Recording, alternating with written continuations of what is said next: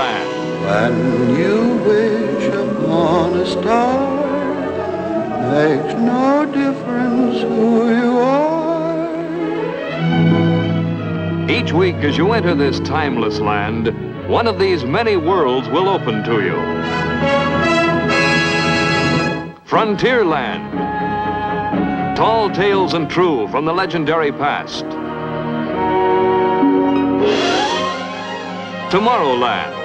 Promise of things to come. Adventureland. The wonder world of nature's own realm. Fantasyland. The happiest kingdom of them all.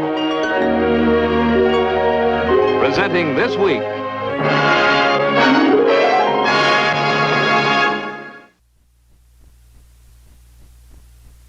at Disneyland Park, the realm devoted to things of the future is called Tomorrowland. One of the popular attractions here is our simulated rocket trip around the moon. After entering the Disneyland spaceport, visitors may experience the thrills that space travelers of the future will encounter when rocket trips to the moon become a daily routine. However, scientists tell us that it will be many years before space travel becomes a reality. After consulting with the scientists, our artists and studio technicians have prepared a factual picture of how the coming conquest of the moon will be accomplished. Here to tell you about it is Director Ward Kimball. When we hear the exciting news of how the rocket scientists of today are preparing for tomorrow's trip to the moon, we must remember that such a trip has long been the dream of many men since history began. But before we consider the scientific plans for a trip to the moon, let us first show you, as sort of a prologue, the results of our research into the legends and facts and foibles, superstitions of man and the moon. Roll the moon sequence, please. This is the moon. It shines over the great cities. It illuminates the countryside, and its reflection shimmers on lakes and oceans. This is the moon that saw life begin on Earth millions of years ago.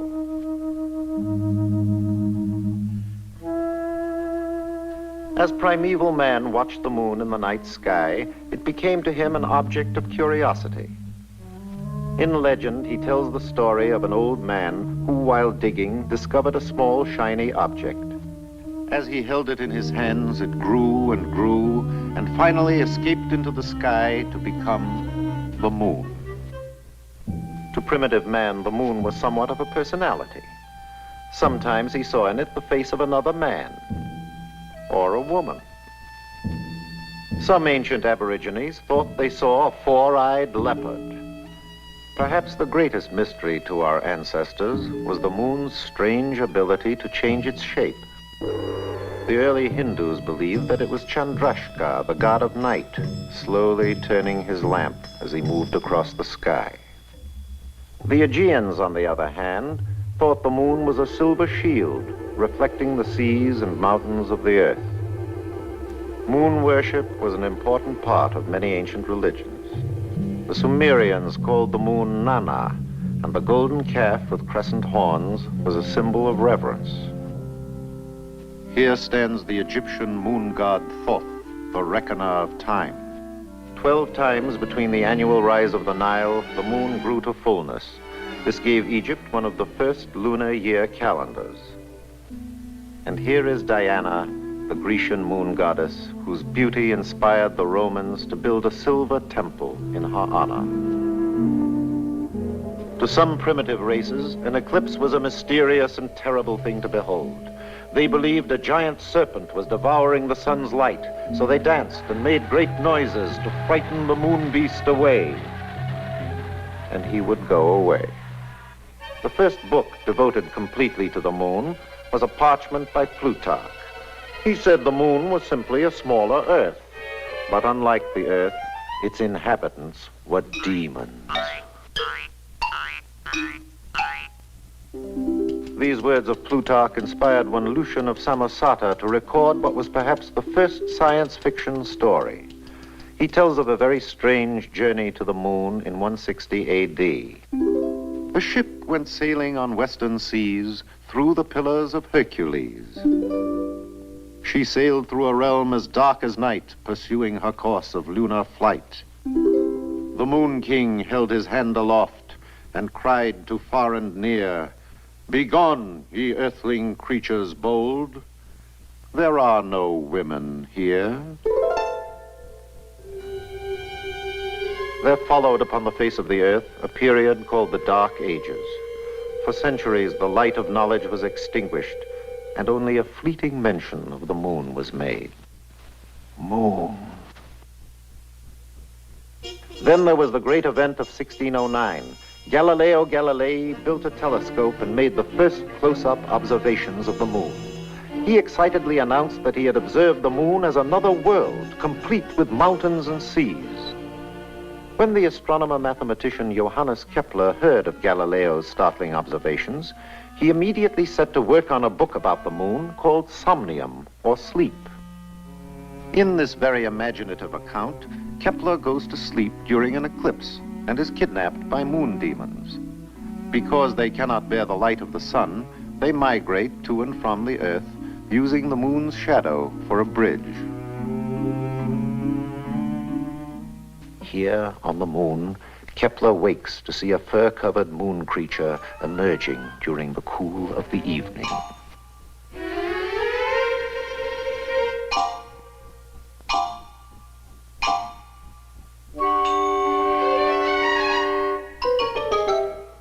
Amazing.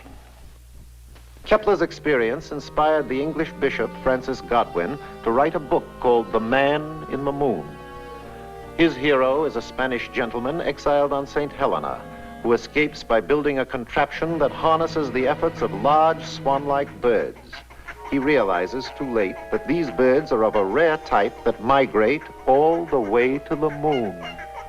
However, the trip is interesting, and he finds that the moon's inhabitants vary in size according to their rank. Their only language is music.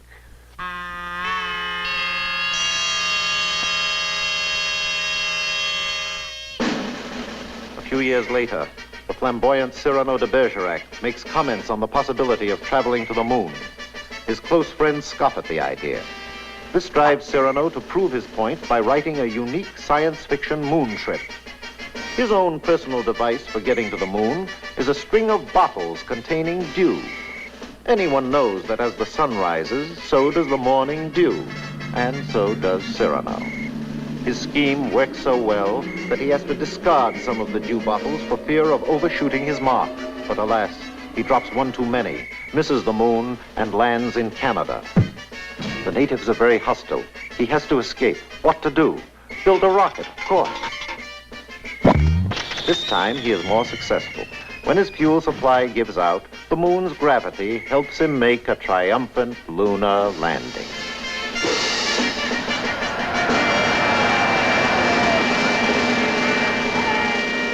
In 1835, a sensational news report appeared in the New York Sun.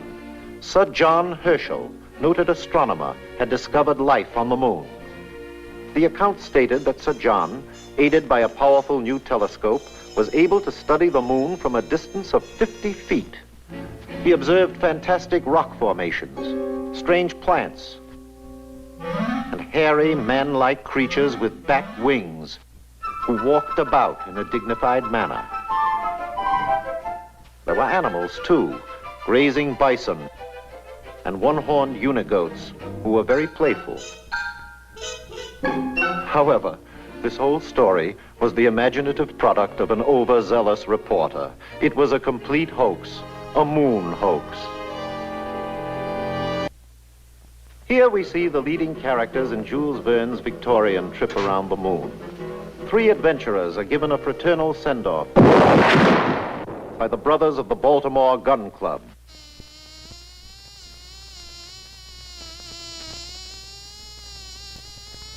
After a very hazardous trip, the daring spacemen are given a hearty reception by the brothers of the Baltimore Gun Club. Frequent reference to the moon is made in great literature. Shakespearean societies have long delighted in such lunar lyrics as Romeo, "Arise, fair sun, and kill the envious moon." Juliet, "Oh, swear not by the moon, the inconstant moon that monthly changes in her circled orb." Othello, "It is the very era of the moon. She comes more nearer earth than she was wont, and makes men mad."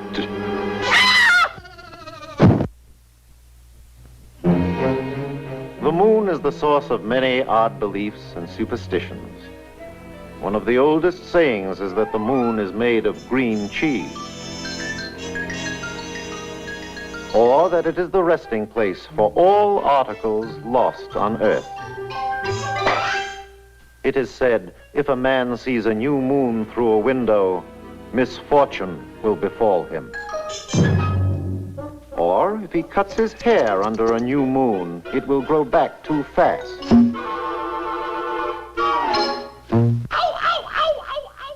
A secret wish made to a new moon will come true.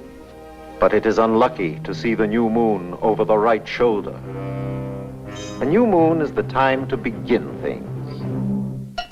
This is a good time to get married, to build a house, and move into it. Caesar once said that the dark of the moon is the best time to start a battle.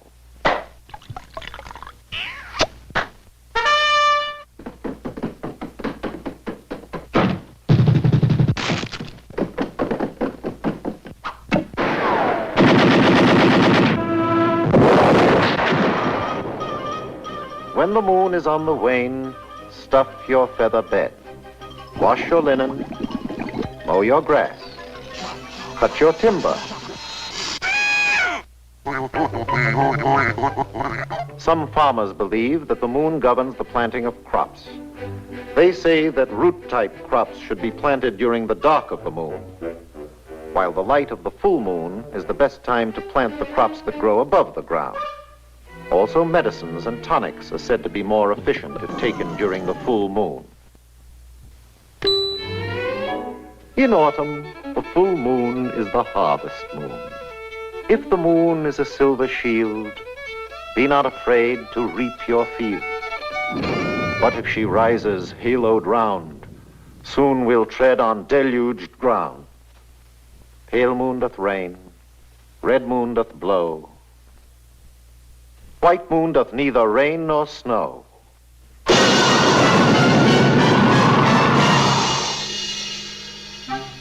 It has been said that money exposed to the dark of the moon will increase as the moon becomes full.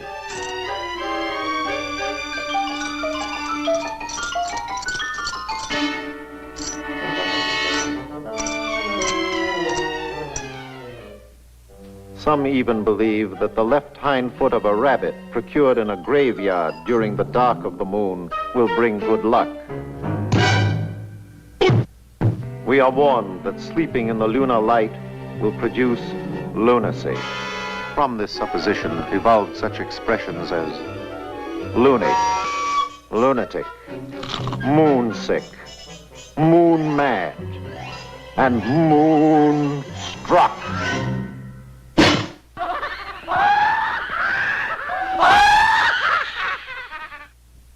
Little children love nursery rhymes, particularly verses about the moon. The man in the moon came down too soon and asked his way to Morridge. He went to the south and burned his mouth to suffering cold peach porridge. Hey, diddle diddle, the cat in the fiddle. The cow jumped over the moon. The little dog laughed to see such sport, and the geese ran away with the squirrel. I've seen the moon, and the moon sees me. God bless the moon, and God bless me. The moon is the symbol of love and romance. It has long been the inspiration for love songs the world over. It is very simple to write a moon song. First, of course, you must have the moon. preferably in the month of June. Someone to croon, and someone to write the tune. Add the word spoon, some flowers in bloom, and maybe even a honeymoon. Hit it, boys. I see the moon shining down on lovers, spooning in the gloom. I see the moon on a sandy dune by a blue lagoon. All the hollyhocks in bloom fill the air with sweet perfume. Soon, pretty soon, love will bloom and you will croon. I see the moon that shines in June like a macaroon. I see the moon, we will sing it soon, rhyme it all with moon. Soon, spoon, June and moon, there'll always be a honeymoon. Honey, honey, honey, moon, moon, moon. I see the moon that shines in June like a macaroon. I see the moon, we will sing a tune, rhyme it all with moon. Soon, spoon, June and moon, there'll always be a honeymoon. There'll always be a honeymoon. Honey, honey, honeymoon with Daniel Boone. There'll always be a honeymoon.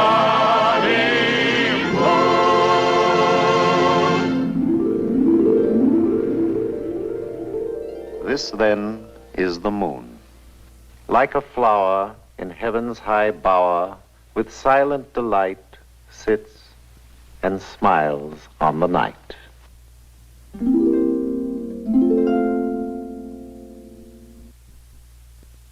Astronomers tell us that the Earth we live on and the moon we see in the sky are but tiny specks in a tremendous universe that contains billions upon billions of stars and other worlds.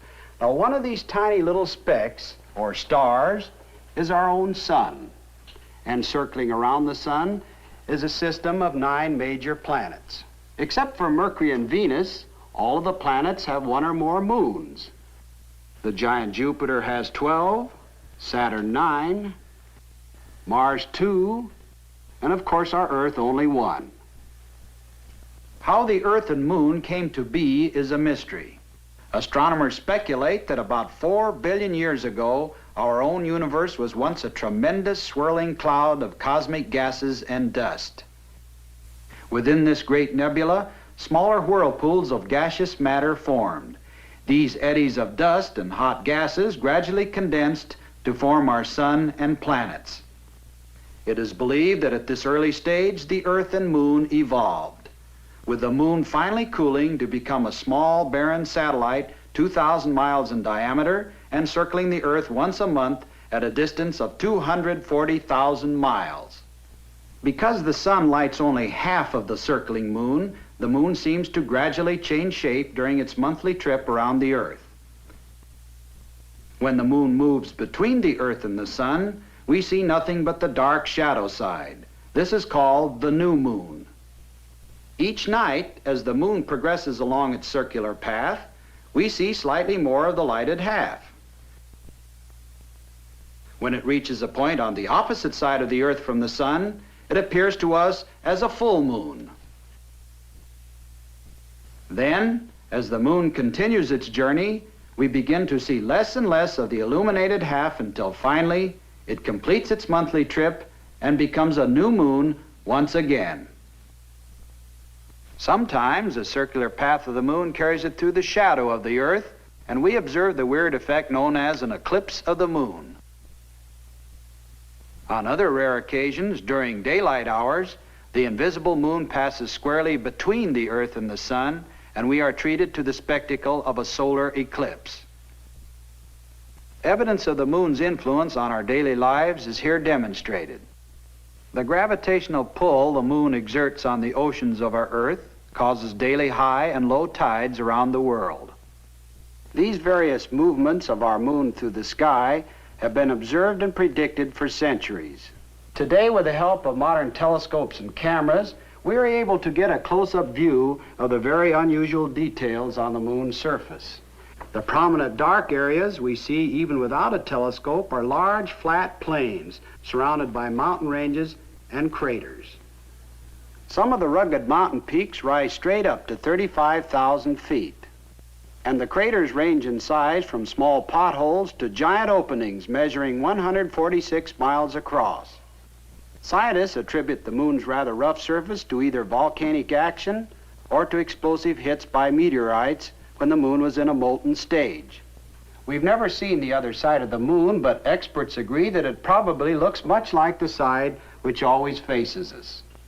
The moon is a dead world without atmosphere, a silent, unchanging desert where temperatures drop to 250 degrees below zero on the shadow side and boil at over 200 degrees in the direct light of the sun. But uninviting as it seems to be, man's restless search for knowledge of the universe will certainly make the moon one of his first objectives in the exploration of space. Here to reveal a plan for a trip around the moon is the chief of the guided missile development at the United States Army's Redstone Arsenal, Dr. Werner von Braun. A voyage around the moon must be made in two phases. A rocket ship taking off from the Earth's surface will use almost all the fuel it can carry just to attain a speed great enough to balance the pull of gravity. Unpowered, it will then keep circling the Earth in an orbit outside of the atmosphere. This is the first phase. However, if we can refuel the ship in this orbit with fuel brought up by cargo rocket ships, it can set out on the second phase, the trip around the moon and back. To facilitate this refueling operation, we will establish an advanced base in the orbit, 1,000 miles above the Earth. This advanced base, or space station, will be headquarters for the final ascent to the moon. Our space satellite will have the shape of a wheel, measuring 200 feet across. Its outside rim will contain living and working quarters for a crew of 50 men. Just below the radio and radar antenna is the atomic reactor. Its heat will be used to drive a turbo generator, which supplies the station with electricity. Access to the station will be through an airlock in the hub. The three large spokes are elevator shafts, and the small pipes are used as condensers for the turbo generator and the air conditioning plant. The entire wheel will slowly rotate at 3 revolutions per minute. The resulting centrifugal force will produce an artificial gravity for the men in the rim. Notice that the floors are placed so that the men stand with their heads toward the hub. The wheel is divided into 9 sections. The first section is headquarters and communications. The next section will be for Earth weather observation and prediction. Military reconnaissance experts, aided by powerful optical and radar telescopes, will observe every point on the globe as the space station makes its complete trip around the Earth every 2 hours.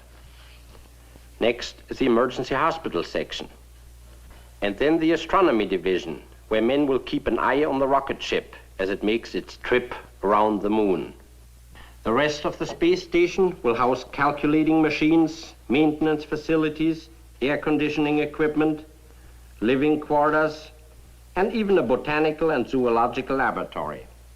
This entire space station will have to be prefabricated and tested on the ground. After dismantling, it will be transported in pieces up to the orbit. For the difficult job of reassembling the structure, we have provided a new type of spacesuit. Using gyros and 2 small rocket motors, the operator can tilt and move in any direction. Located outside will be 7 remotely controlled mechanical arms, each a specialized tool. By rotating himself within the spacesuit, the operator can use any of the arms for the variety of tasks in assembling the space station. When the day arrives for construction to begin, the thousands of parts for the space station will be transported to the orbit by our multi-stage rockets. We merely replace the winged passenger section with a simple cargo-carrying nose. These cargo ships will be unmanned. A passenger rocket, 1,075 miles above the Earth, will guide each of the 12 approaching cargo rockets to their rendezvous in the orbit. This ship, which circles the Earth every 2 hours, will be the command post until after the space station is finished. On the ground, the first of the cargo rockets is ready for takeoff. When the guide ship reaches the correct position in the orbit, the cargo rocket is fired. While its motors are firing, the cargo rocket is controlled by an automatic pilot, like a guided missile. Up in space, the blast-off is observed with the aid of optical instruments. In the guide ship, the navigator locks his tracking radar on the rising cargo rocket. At about 24 miles altitude, the first stage breaks away and the second stage motors fire. 2 minutes later, the cargo head blasts away from the second stage and continues firing until its speed reaches 18,468 miles per hour. Automatically, the motor cuts off.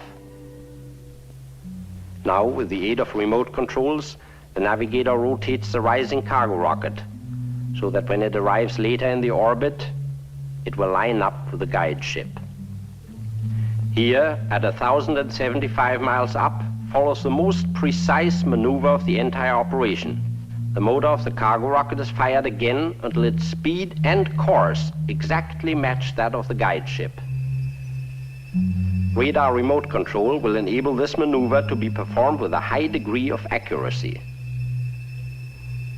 56 minutes have now elapsed since takeoff. The cargo ship is floating in space, 2,000 feet ahead of the guide ship.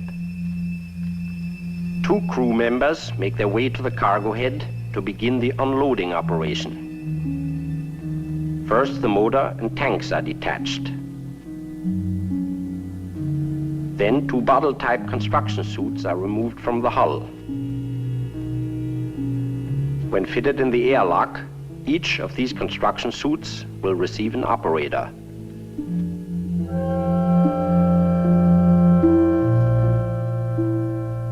The sections of the cargo ship are moved back to make way for other supply rockets soon to arrive.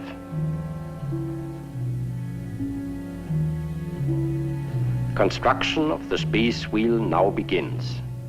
The sides of the cargo nose are mechanically separated. Built-in tanks of compressed air inflate this large plastic inner section of the hub. Thin metal plates are immediately clamped on the outside to protect it from meteors. The first workday in space draws to a close. Every 24 hours, another cargo rocket will arrive in the orbit. When the airlock is attached, the pressurized hub section can be used as temporary quarters for eating and sleeping. Each succeeding load is carefully scheduled so that the parts of the station can be assembled in correct order. Nylon ropes prevent the parts from slowly drifting away. Next, the atomic reactor is installed. The wheel begins to take shape now as the 3 main spokes and rim sections are joined together. Condenser pipes are fitted next, so that the atomic reactor may be put in operation. Even though there's no apparent motion, everything in the orbit is hurtling around the Earth at 16,000 miles per hour. The shell of the station is completed. Now comes the delicate task of installing instruments and the multitude of equipment inside. Finally, 2 small rocket motors on the rim, blasting for a few seconds, will set the wheel in permanent motion to revolve 3 times a minute. As life on the station settles down to routine, the large reflecting telescopes will begin their work. These giant eyes relay pictures to television screens inside the station. One telescope photographs the surface of the Earth. Another keeps a constant watch on the Earth's weather, while the third is trained on our next objective, the moon.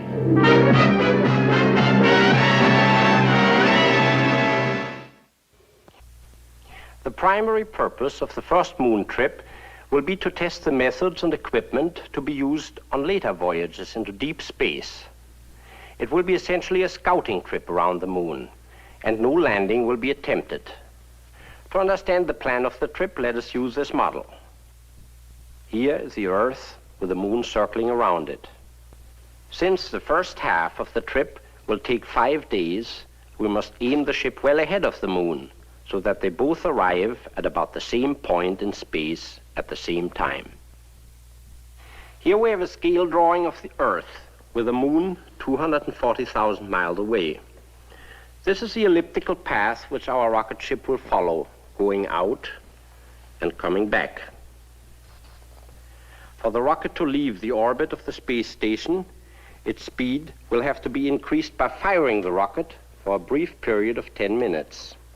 The ship will then coast for 5 days. The Earth's gravity begins to slow the rocket down until 121 hours later, at a point within 60 miles of the moon's surface, it will begin to fall back toward the Earth. Gradually picking up speed, it will take another 5 days to coast back to the space station. This model will show you how our future moon rocket ship might be designed. It will be 53 feet in length, has no wings or tail surfaces, because it will be assembled and operated only in the vacuum of space. For the hull of the ship, we are adapting the cabin section of one of the Earth to Space Station passenger rockets. To the nose, we have added a small atomic reactor, which will drive a steam turbine and furnish electricity for the ship's instruments. This shield will protect the crew members from dangerous radiation. The ship's crew of 4 men will be placed 2 in the front and 2 back here. This is the directional radio radar antenna. Located underneath is the airlock for a spacesuit. The suit can be entered from inside the ship.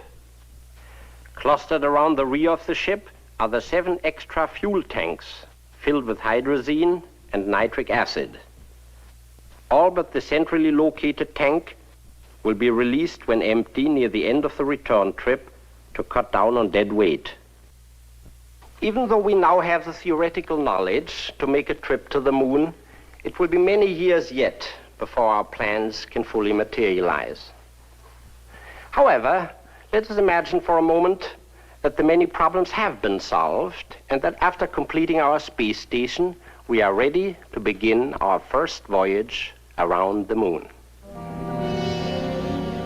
Ladies and gentlemen, through a worldwide network of radio and television, we are bringing you an on-the-spot account of the first expedition around the moon. Here at Space Station number 1, 1,000 miles above the Earth, the final preparations have all been made. Except for the time the rocket is on the other side of the moon, our radio and that of the station will be in constant communication with the ship during the 10-day voyage. As the moon ship stands by, the all-important pressurized spacesuit enters the rocket's airlock for the last time. During the trip, it'll be used only in the case of emergency. The captain is the last man to come aboard. He will direct the entire expedition from his position at the front of the ship.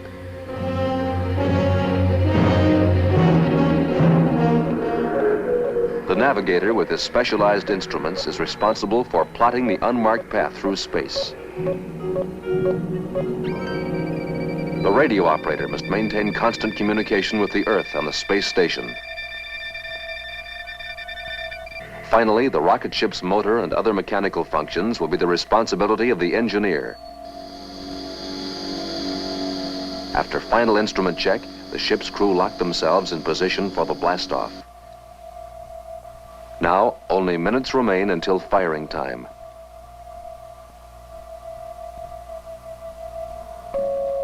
The captain sets the automatic firing timer and reports to the space station. RM1 to Station 1, firing timer is engaged.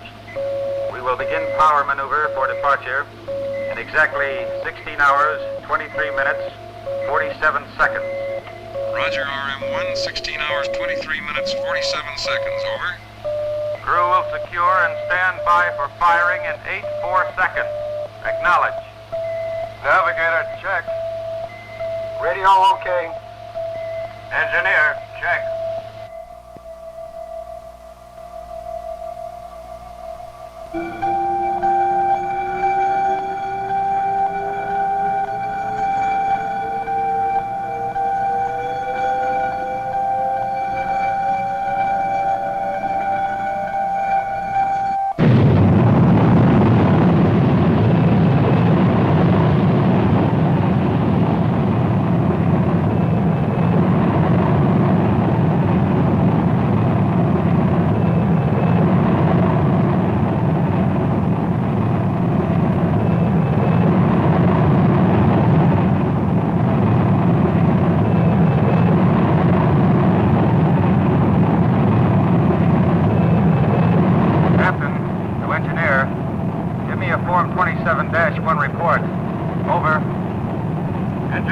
Captain. Motor pressure 447 psi, 3 low. Turbo pump 11,000 RPM, right on the button. Actuators steady. Guidance readings okay. Cabin pressure 0.3 psi low. Cabin temperature 72 degrees. Over.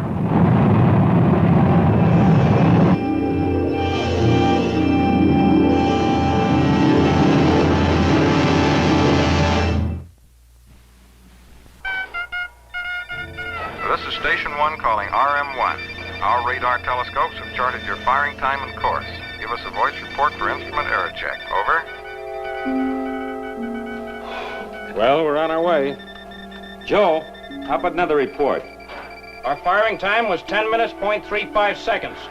Cutoff velocity, 21,888 miles per hour. Cutoff altitude, 1,765.2 miles. 1.6 low. Okay. Now let's double check that star tracker with an optical and radar fix. Right.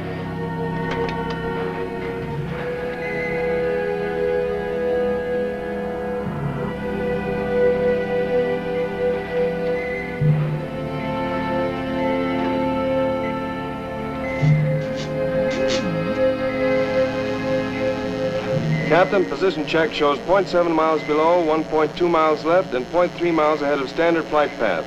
We have only a 0.03% error in azimuth reading. Sounds good. Bill, let's transmit all your tape reports to the station.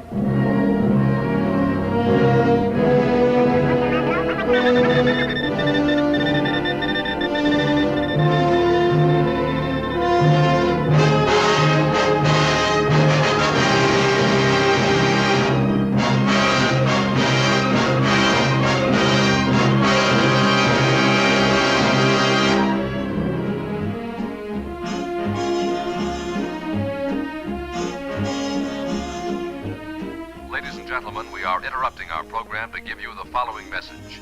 Moonship RM1, which left the space station a little over 51 hours ago, reports a distance of 169,000 miles from the Earth. The ship is traveling at 9,400 miles per hour, and deviations from the intended flight path have been so small that the captain reports no corrective power maneuver has been necessary as yet. We are happy to report all the crew are in good condition.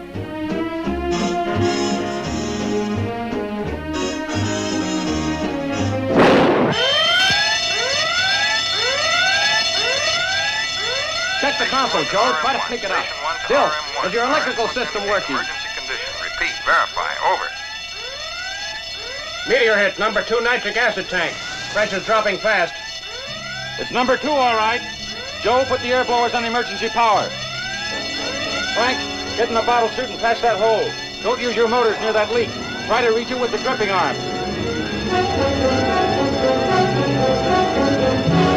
Station 1 to RM1. Station 1 to RM1. Our instruments indicate emergency condition. Verify. Repeat. Verify. Over. RM1 calling Station 1. This is Station 1. Go ahead. At 51 hours, 22 minutes elapsed flight time, registered hit by a small meteor. Puncture between Station 51 and 52, upper bulkhead of nitric acid tank number 2. Repairs are underway.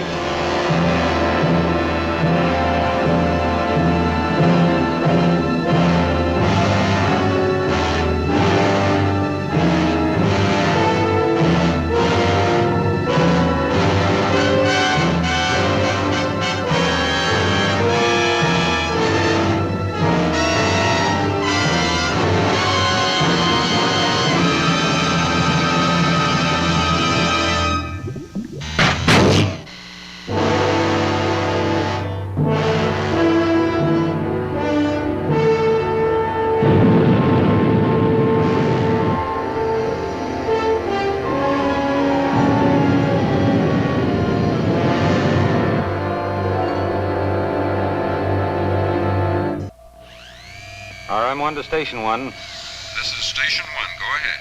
Meteor puncture sealed. Estimated diameter of meteor 1/16 of an inch. No injuries, equipment okay. Estimated loss 180 gallons of nitric acid. Proceeding on flight plan. Over and out.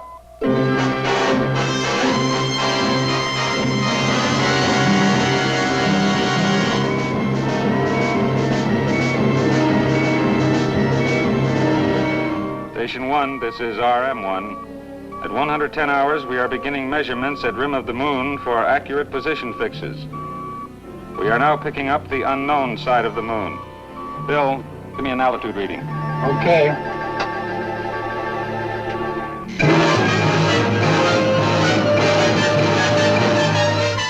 Radio altimeter reads 22,886 miles from the moon's surface. Oh, we're moving in fast. Frank, have you got anything in that star occultation reading yet? Just a moment, I'll run it through the computer.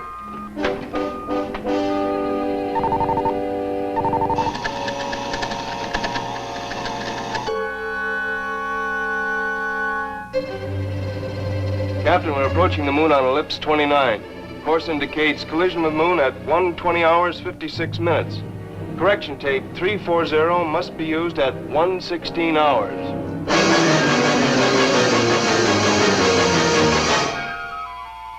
As the 116th hour approaches, the navigator must act quickly to avoid a collision with the moon. He starts the tape selector, which will automatically correct the rocket's course by firing the motors for a precise number of seconds.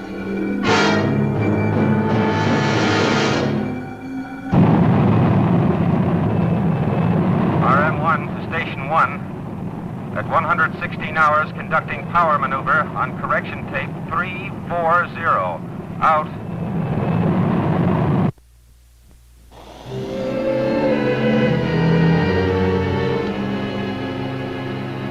Captain, we're almost on the button. We'll pass the moon surface at 63 miles instead of 60. Close enough.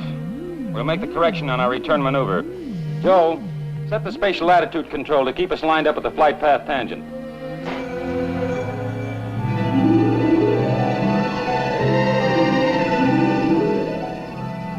Stand by for observation schedule 17. Station 1 to RM1. We acknowledge observation schedule 17. Checklist as follows. Green filter 93-B on electronic camera on upper astrodome. Use magnetic color tape on station 3, lower astrodome. Run 180-degree graph through contour mapper. Over. The next few hours will constitute the most important phase of the trip. The moon is sweeping past the ship at great speed, and in the brief span of about 3 hours, all close-up observations of its unknown surface must be completed.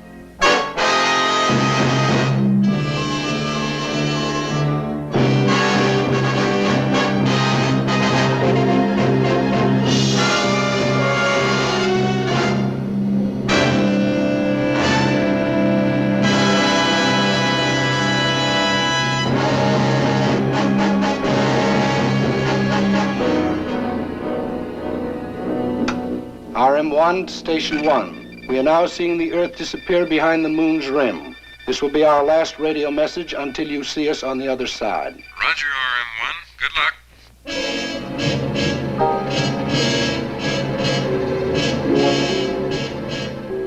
I see what looks like a tremendous crater ahead. Bill, what does the contour mapper indicate? Depth of crater is beyond range of contour mapper.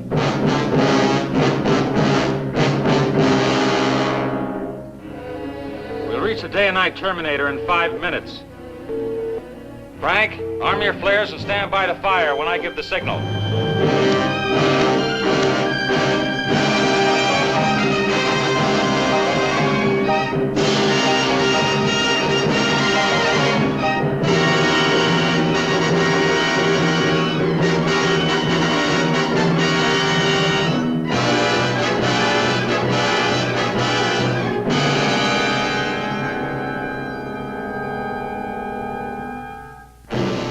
Okay, Frank.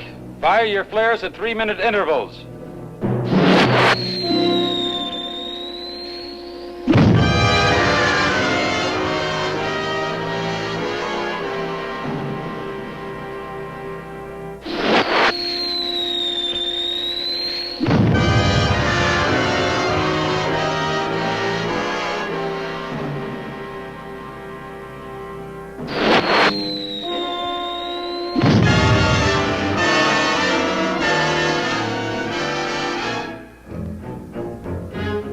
Captain, I'm getting a high Geiger count at 33 degrees. My scintillation counter indicates a high degree of radioactivity on the same bearing. Contour mapper shows a very unusual formation at about 15 degrees southern latitude and meridian 210. Get some flares in that area, quick.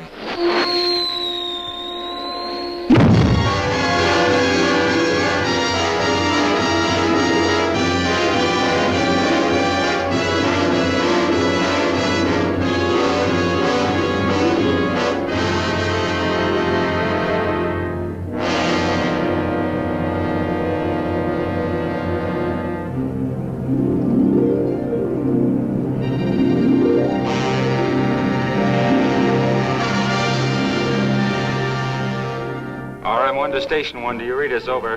Roger, RM1, we read you weak but clear. Over. At 123 hours, we are observing the Earth emerging from behind the moon. We will leave moon shadow at 124 hours, 14 minutes. Our ETA in orbit is 241 hours, 27 minutes. After 3 hours of total darkness, the ship breaks from the moon shadow into the glaring sunlight to continue on its 5-day return trip. The irresistible power of the Earth's gravity has now changed the rocket's direction and is pulling it with ever-increasing speed back to the space station.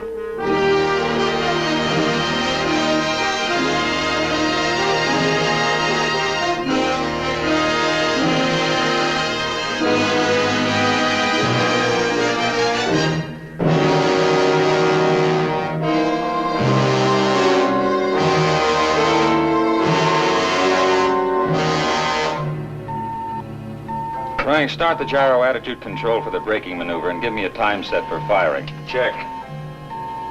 At 240 hours, preparations are being made to enter the orbit of the space station. The ship's direction is reversed so that the subsequent firing will slow the rocket's speed and jettison the empty fuel tanks. Okay for firing. Guidance tape 264 inserted. Set firing timer for 241 hours, 49 minutes, 11 seconds. Okay. Joe, set the tank release and report.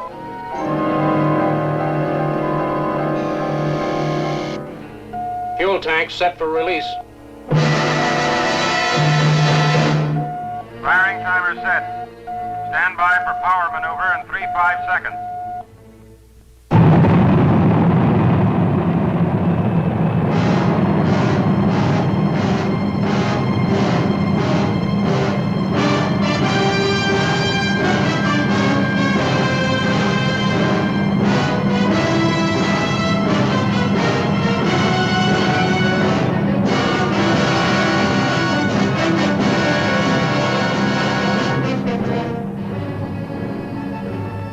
Ladies and gentlemen, you have just witnessed the first successful voyage into interplanetary space.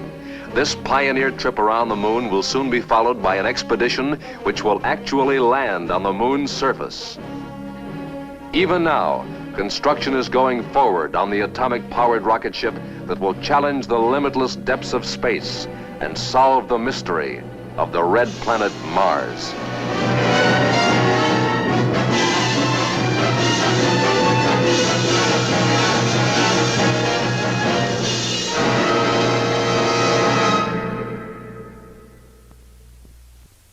Next week, our show will come to you from Fantasyland, when we will present our version of Charles Major's romantic novel, When Knighthood Was in Flower. Here now are a few highlights from that show. Next week, from Fantasyland, Walt Disney invites you to witness the supreme spectacle of a fabulous era burst into life. It's an authentic chapter from the adventure-filled annals of history, When Knighthood Was in Flower, starring Glynis Johns as the beautiful Mary Tudor, and Richard Todd as Charles Brandon, a soldier of fortune. Meet James Robertson Justice, whose portrayal of the swashbuckling Henry VIII explodes on the screen in one of the century's most memorable performances. I command you! You hear? Yes, brother dear. Are you coming? No, brother dear. Michael Gough as the treacherous Buckingham, England's deadliest swordsman. Witness one of the greatest love stories ever told, a romance that rocked both England and France when a commoner is forced to make love to a princess by her royal command. By royal command? And sovereign decree. Help me, Charles. My lady, I beg of you. Am I a statue on a pedestal?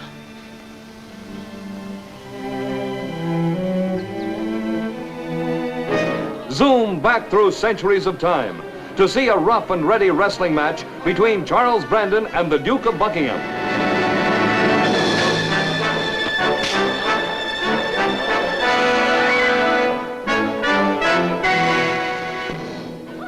Be at the Princess Ball when the scandalous La Volta dance shocks the Queen and is the King's delight. See Henry VIII in the role of huckster and haggler as he craftily tries to sell his sister to the King of France, How much English gold does he want to sweeten the bargain? 500,000 crowns has been proposed. 500,000? Odds death, why doesn't that old usurer ask me to melt down my crown? Be on hand when Mary seeks to escape to America to avoid becoming the Queen of France. Are you alone, my lady? I've run away. You must be mad. A princess cannot run away. How many hours of grace do you think you'll have before the king's officers catch up with you? No one saw me leave, not even Lady Margaret. And long before I can be apprehended, you and I will be on our way to the New World. Here is all the pomp and pageantry that makes history books come alive. A factual story 3 years in the making. The golden age of chivalry lives again next week when Walt Disney presents When Knighthood Was in Flower.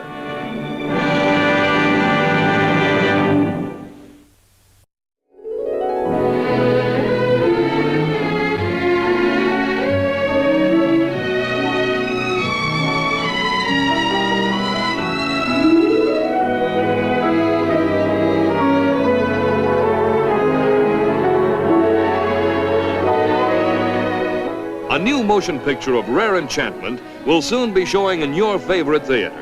It is Walt Disney's The Littlest Outlaw. It's a story of courage, of adventure, a story of unusual charm. It's Walt Disney's The Littlest Outlaw. Feature length, Technicolor, soon.